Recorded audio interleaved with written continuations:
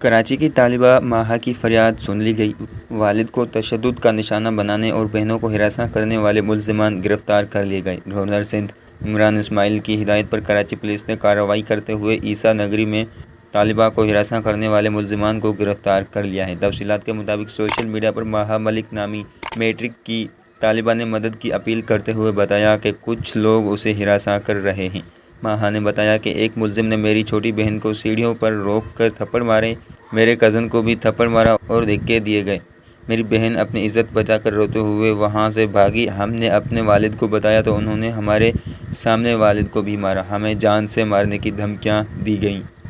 1 سال سے دونوں لڑکے آتے جاتے تنگ کرتے تھے، مجھے اور میری چھوٹی بہن کو تنگ کیا جاتا تھا۔ گھریلو وجوہات پر نظر انداز کرتے رہے، اب دل برداشتہ ہو کر ویڈیو بنائی۔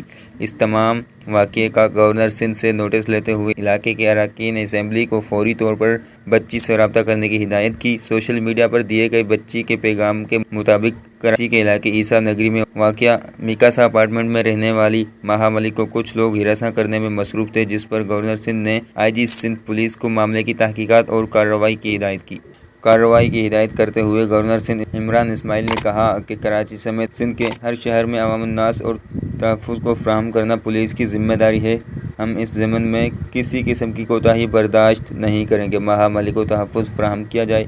سندھ پولیس گورنر سندھ کی ہدایت پر فوری ایکشن میں آ گئی اور مدعیہ ماہا ملک کی نشاندہی پر کارروائی کرتے ہوئے 2 ملزمان کو گرفتار کر لیا گیا۔